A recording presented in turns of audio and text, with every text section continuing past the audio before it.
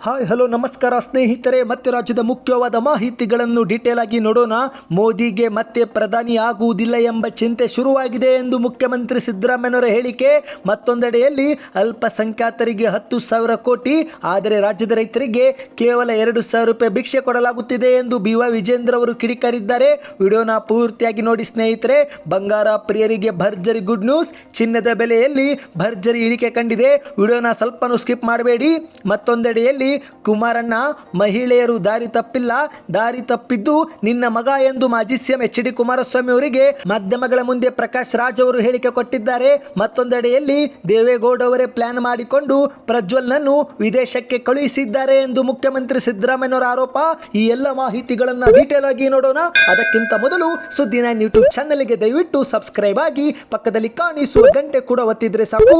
ರಾಜ್ಯದ ಮಾಹಿತಿಗಳು ನಿಮಗೆ ಸಿಗುತ್ತಿರುತ್ತವೆ. ವಿಡಿಯೋಗೆ ಲೈಕ್ ಮಾಡ್ತಾ ನಿಮ್ಮ ಗೆಳೆಯರಿಗೂ ಕೂಡ ಈ ಒಂದು ಮಾಹಿತಿ ಶೇರ್ ಮಾಡಿ. ಮೊದಲನೇ ಮುಖ್ಯವಾದ ಮಾಹಿತಿ, ನಿಮಗೆಲ್ಲರಿಗೂ ಗೊತ್ತಿರುವ ಹಾಗೆ ದೇಶದಲ್ಲಿ ಲೋಕಸಭೆ ಚುನಾವಣೆ ನಡೆಯುತ್ತಿದ್ದು ಈಗ ಕರ್ನಾಟಕ ರಾಜ್ಯದಲ್ಲಿಯೂ ಕೂಡ ಮೊದಲ ಹಂತದ ಮತದಾನ ಮುಕ್ತಾಯಗೊಂಡಿದೆ. ಆದರೆ ಇದೇ ಬೆನ್ನಲ್ಲೇ ಈಗ ಪ್ರಧಾನಿ ಮೋದಿ ಅವರ ವಿರುದ್ಧ ಮುಖ್ಯಮಂತ್ರಿ ಸಿದ್ದರಾಮಯ್ಯನವರು ಒಂದು ಗಂಭೀರವಾದ ಹೇಳಿಕೆ ಕೊಟ್ಟಿದ್ದಾರೆ. ಅದೇನೆಂದ್ರೆ, ಪ್ರಧಾನಿ ನರೇಂದ್ರ ಮೋದಿ ಅವರಿಗೆ ತಾವು ಮತ್ತೆ ಅಧಿಕಾರಕ್ಕೆ ಬರುವುದಿಲ್ಲ ಎಂಬುದು ಖಚಿತವಾಗಿದೆ. ಅದಕ್ಕಾಗಿಯೇ ಆಕ್ಸಿಸ್ ಪ್ರಕಟಣೆ ಮಾಡಿದಂಥ ಸಮೀಕ್ಷೆಗಳನ್ನು ಅಳಿಸಿ ಹಾಕಿಸುತ್ತಿದ್ದಾರೆ ಎಂದು ಮುಖ್ಯಮಂತ್ರಿ ಸಿದ್ದರಾಮಯ್ಯನವರು ಆರೋಪ ಮಾಡಿದ್ದಾರೆ. ಹೌದು ಸ್ನೇಹಿತರೆ, ಇತ್ತೀಚೆಗೆ ಬಳ್ಳಾರಿಯ ಲೋಕಸಭಾ ಕ್ಷೇತ್ರದ ಕಾಂಗ್ರೆಸ್ ಅಭ್ಯರ್ಥಿಯಾಗಿರುವ ತುಕಾರಾಂ ಪರವಾಗಿ ಸಂಘಟಿಸಿದ್ದಂಥ ಪ್ರಜಾಧ್ವನಿ ಜನ ಸಮಾವೇಶ ಉದ್ಘಾಟಿಸಿ ಮಾತನಾಡಿರುವ ಮುಖ್ಯಮಂತ್ರಿ ಸಿದ್ದರಾಮಯ್ಯನವರು ಈಗ ಸೋಲಿನ ಭಯದಿಂದ ಮೋದಿಯವರು ಹೆಚ್ಚೆಚ್ಚು ಸುಳ್ಳು ಸೃಷ್ಟಿಸಿ ಭಾರತೀಯರ ನಡುವೆ ಬಿರುಕು ಮೂಡಿಸುತ್ತಿದ್ದಾರೆ. ಆದರೆ ಇದರ ಬಗ್ಗೆ ಜನರು ಎಚ್ಚರದಿಂದ ಇರಬೇಕು ಎಂದು ಮುಖ್ಯಮಂತ್ರಿಯವರು ಹೇಳಿಕೆಯನ್ನು ಕೊಟ್ಟಿದ್ದಾರೆ. ಕೇವಲ ಅಷ್ಟು ಮಾತ್ರವಲ್ಲದೆ ಮತ್ತೆ ಮುಂದುವರೆದು ಭಾಷಣ ಮಾಡಿರುವ ಮುಖ್ಯಮಂತ್ರಿಯವರು ಮೋದಿಯವರು ಪ್ರಧಾನಿಯಾಗಿ ಇಡೀ ದೇಶದ ಜನರ ಕೈಗೆ ಚೊಂಬು ಕೊಟ್ಟರು. ಇಲ್ಲಿ ಶ್ರೀರಾಮುಲು ಅವರು ಸಚಿವರಾಗಿ ಸಂಸದರಾಗಿ ಬಳ್ಳಾರಿ ಜಿಲ್ಲೆಯ ಜನತೆಗೆ ಚೊಂಬು ಕೊಟ್ಟರು ಎಂದು ಮುಖ್ಯಮಂತ್ರಿಯವರು ವ್ಯಂಗ್ಯವಾಡಿದ್ದಾರೆ. ಈಗ ಮೋದಿ ಮತ್ತು ಶ್ರೀರಾಮುಲು ಅವರು ಬಳ್ಳಾರಿ ಜನಕ್ಕೆ ಕೊಟ್ಟ ಚೊಂಬನ್ನ ನೀವೇ ಶ್ರೀರಾಮುಲು ಕೈಗೆ ಇಂದು ವಾಪಸ್ ಕೊಡಬೇಕು ಎಂದು ಸಿದ್ದರಾಮಯ್ಯನವರು ಕರೆ ಕೊಟ್ಟಿದ್ದಾರೆ. ಈಗ ತಾವು ಮತ್ತೆ ಅಧಿಕಾರಕ್ಕೆ ಬರುವುದಿಲ್ಲ ಎನ್ನುವುದು ಮೋದಿಯವರಿಗೆ ಖಚಿತವಾಗಿದೆ. ಅದಕ್ಕಾಗಿಯೇ ಆಕ್ಸಿಸ್ ಪ್ರಕಟಣೆ ಮಾಡಿದಂಥ ಖಚಿತವಾದ ಸಮೀಕ್ಷೆಗಳನ್ನು ಮೋದಿಯವರು ಡಿಲೀಟ್ ಮಾಡಿಸುತ್ತಿದ್ದಾರೆ. ಇದಕ್ಕೆ ಸೋಲಿನ ಭಯವೇ ಕಾರಣ. ಸೋಲು ಖಚಿತವಾಗುತ್ತಿದ್ದಂತೆ ಈಗ ಮತ್ತೆ ಹೆಚ್ಚೆಚ್ಚು ಸುಳ್ಳುಗಳನ್ನು ಅವರು ಸೃಷ್ಟಿ ಮಾಡ್ತಿದ್ದಾರೆ. ರಾಜ್ಯದ ಜನರು ಜಾಗೃತಿ ವಹಿಸಬೇಕು ಎಂದು CM ಅವರು ಎಚ್ಚರಿಕೆ ಕೊಟ್ಟಿದ್ದಾರೆ.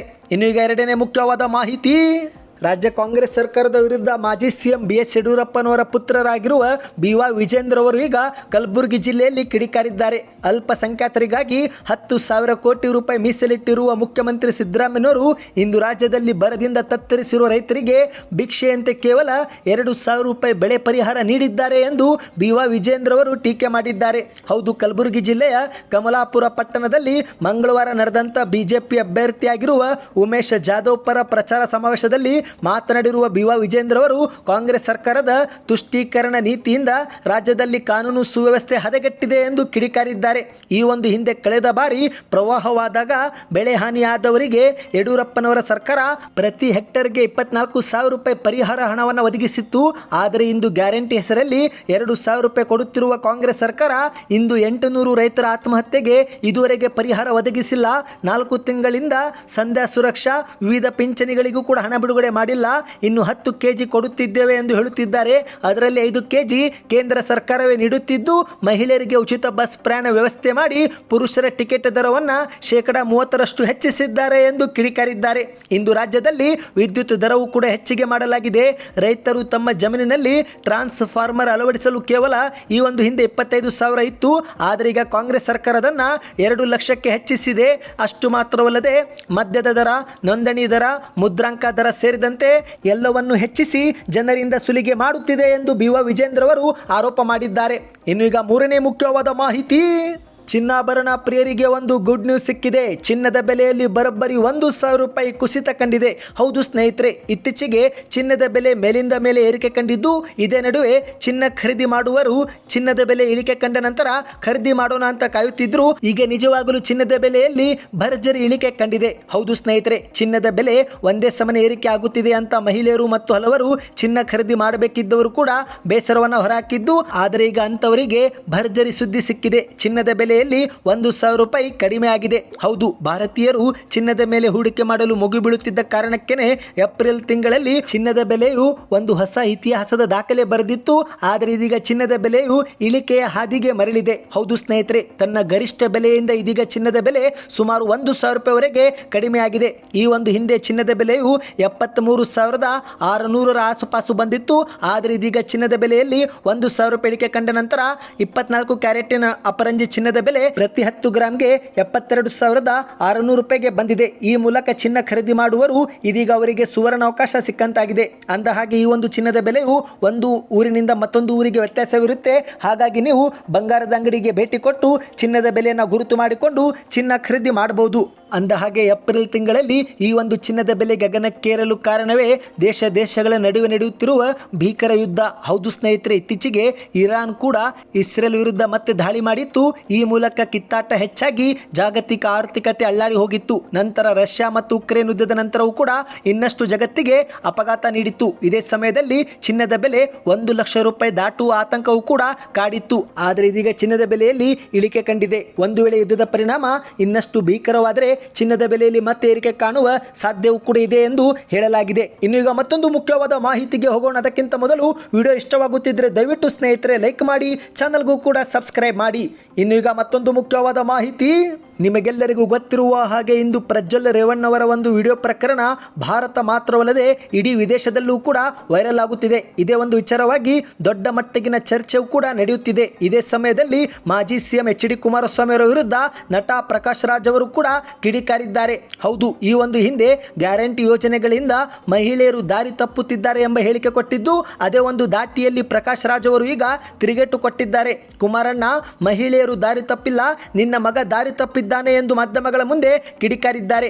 ಇಂದು ಹುಬ್ಬಳ್ಳಿಯಲ್ಲಿ ನಡೆದಂತ ಕಾರ್ಯಕ್ರಮವೊಂದರಲ್ಲಿ ಮಾತನಾಡಿರುವ ನಟ ಪ್ರಕಾಶ್ ರಾಜ್ ಅವರು ಮೊದಲಿಗೆ ಪರೋಕ್ಷವಾಗಿ ದೇಶದ ಪ್ರಧಾನಿ ಮೋದಿ ಅವರ ವಿರುದ್ಧ ಕಿಡಿಕಾರಿದ್ದಾರೆ. ಇತ್ತೀಚೆಗೆ ದೇಶ ಮಾರುವರು ಜಾಸ್ತಿಯಾಗಿ ಹೋಗಿದ್ದಾರೆ. ಮಹಾಪ್ರಭುಗಳ ಆಳ್ವಿಕೆ ನಡೆಸುತ್ತಿದ್ದು ಅವರು ಒಂದೇ ಭಾಷೆಯಲ್ಲಿ ಮಾತನಾಡುತ್ತಾರೆ. ನಾನು ಇಲ್ಲಿ 7 ಭಾಷೆ ಮಾತನಾಡುತ್ತೇನೆ. ಮಹಾಪ್ರಭುಗಳು ಎಲ್ಲೆಲ್ಲಿ ಹೋಗ್ತಾರೋ ನಾನು ಕೂಡ ಹೋಗ್ತೀನಿ. ಮಹಾಪ್ರಭು ಬರೀ ಟಾಟಾ ಮಾಡಿ ಓಡಾಡುತ್ತಾರೆ, ಹಿಟ್ಲರ್ ಮಾದರಿಯಲ್ಲಿ ಅಡ್ಡಾಡ್ತಾರೆ ಎಂದು ಪ್ರಕಾಶ್ ರಾಜ್ ಅವರು ವಾಗ್ದಾಳಿ ಮಾಡಿದ್ದಾರೆ. ಕೇವಲ ಅಷ್ಟು ಮಾತ್ರವಲ್ಲದೆ ಮತ್ತೆ ಮುಂದುವರೆದು ಮಾತನಾಡಿರುವ ಪ್ರಕಾಶ್ ರಾಜ್ ಅವರು, ಕರ್ನಾಟಕದಿಂದ ಒಟ್ಟು 27 ಜನರನ್ನು ನಾವು ಕಳುಹಿಸಿದ್ದೆವು. ಅದರಲ್ಲಿ 2 ರಾಜ್ಯಸಭಾ ಸದಸ್ಯರು ಕೂಡ ಇದ್ದಾರೆ. ಅದರಲ್ಲಿ ಒಬ್ಬರು ಹಣಕಾಸು ಸಚಿವರು ಕೂಡ ಇದ್ರು. ಈರುಳ್ಳಿ ಬೆಲೆ ಹೆಚ್ಚಾದರೆ ನಾನು ಅದನ್ನು ತಿನ್ನಲ್ಲ ಅಂತಾರೆ. ಇನ್ನೊಬ್ಬರ ಪ್ರಕಾರ 2014ಕ್ಕೆ ಸ್ವಾತಂತ್ರ್ಯ ಬಂತಂತೆ. ಇನ್ನು ಇಲ್ಲಿ ಮಹಾಪ್ರಭುಗಳಿಗೆ ಸಂಸದರು ಬೇಕಾಗಿಲ್ಲ, ಬದಲಿಗೆ ಹೊಗಳು ಭಟ್ಟರು ಬೇಕಾಗಿದ್ದಾರೆ ಎಂದು ಪ್ರಕಾಶ್ ರಾಜ್ ಅವರು ಕಿಡಿಕಾರಿದ್ದಾರೆ. ಇದೇ ವೇಳೆ ಪ್ರಜ್ವಲ್ ರೇವಣ್ಣ ವಿಚಾರ ಕುರಿತಂತೆಯೂ ಕೂಡ ಪ್ರಸ್ತಾಪ ಮಾಡಿ ಆಕ್ರೋಶ ವ್ಯಕ್ತಪಡಿಸಿದ್ದಾರೆ. ಈ ಒಂದು ಹಿಂದೆ ಪ್ರಧಾನಿ ನರೇಂದ್ರ ಮೋದಿ ಅವರು ದೇವೇಗೌಡವರ ಪಕ್ಷವನ್ನ ಕುಟುಂಬ ರಾಜಕಾರಣ ಪಕ್ಷ ಅಂತ ಬೈದಿದ್ರು. ಆದರೆ ಇದೀಗ ಅವರ ಜೊತೆಗೇನೆ ಎಲೆಕ್ಷನ್ಗಾಗಿ ತಬ್ಬಿಕೊಂಡಿದ್ದಾರೆ. ಆದರೆ ಈಗ ಪ್ರಜ್ವಲ್ ರೇವಣ್ಣ ಪ್ರಕರಣ ಬಂದ ತಕ್ಷಣವೇ ನಮಗೂ ಆ ಕುಟುಂಬಕ್ಕೂ ಸಂಬಂಧವಿಲ್ಲ ಎಂದು ಹೇಳುತ್ತಿದ್ದಾರೆ. ಸರ್ಕಾರ ಮಹಿಳೆಯರಿಗೆ ಉಚಿತ ಬಸ್ ಮಾಡಿದ್ದಕ್ಕೆ ಮಹಿಳೆಯರು ದಾರಿ ತಪ್ಪಿದ್ದಾರೆ ಅಂತ ಕುಮಾರಣ್ಣ ಇತ್ತೀಚೆಗೆ ಹೇಳಿದ್ರು. ಆದರೆ ಇಲ್ಲಿ ನಿಮ್ಮ ಮಗನೇ ದಾರಿ ತಪ್ಪಿದ್ದಾನಲ್ಲ, ಅವನನ್ನ ಕರೆದುಕೊಂಡು ಬನ್ನಿ ಎಂದು ಮಾಜಿ ಸಿಎಂ ಕುಮಾರಸ್ವಾಮಿ ಅವರ ವಿರುದ್ಧ ಪ್ರಕಾಶ್ ರಾಜ್ ಅವರು ಕಿಡಿಕಾರಿ ಆಕ್ರೋಶ ವ್ಯಕ್ತಪಡಿಸಿದ್ದಾರೆ. ಇನ್ನು ಈಗ ಇದೊಂದು ಕಡೆ ಆದರೆ ಮತ್ತೊಂದೆಡೆಯಲ್ಲಿ ಮುಖ್ಯಮಂತ್ರಿ ಸಿದ್ದರಾಮಯ್ಯನವರು ಕೂಡ ಒಂದು ಶಾಕಿಂಗ್ ಹೇಳಿಕೆ ಕೊಟ್ಟಿದ್ದಾರೆ. ದೇವೇಗೌಡವರೇ ಪ್ಲಾನ್ ಮಾಡಿ ಪ್ರಜ್ವಲ್ನನ್ನು ವಿದೇಶಕ್ಕೆ ಕಳುಹಿಸಿದ್ದಾರೆ ಎಂದು ಸಿಎಂ ಸಿದ್ದರಾಮಯ್ಯನವರು ಯಾದಗಿರಿಯಲ್ಲಿ ಆರೋಪ ಮಾಡಿದ್ದಾರೆ. ಹಾಸನದ ಸಂಸದ ಪ್ರಜ್ವಲ್ ರೇವಣ್ಣ ಅವರ ವಿರುದ್ಧ ವಿಡಿಯೋ ಪ್ರಕರಣಕ್ಕೆ ಸಂಬಂಧಿಸಿದಂತೆ ಸಿಎಂ ಅವರು ಕೂಡ ಈಗ ಪ್ರತಿಕ್ರಿಯೆ ಕೊಟ್ಟಿದ್ದು, ದೇವೇಗೌಡವರೇ ಪ್ಲಾನ್ ಮಾಡಿ ಪ್ರಜ್ವಲ್ನನ್ನು ವಿದೇಶಕ್ಕೆ ಕಳುಹಿಸಿದ್ದಾರೆ.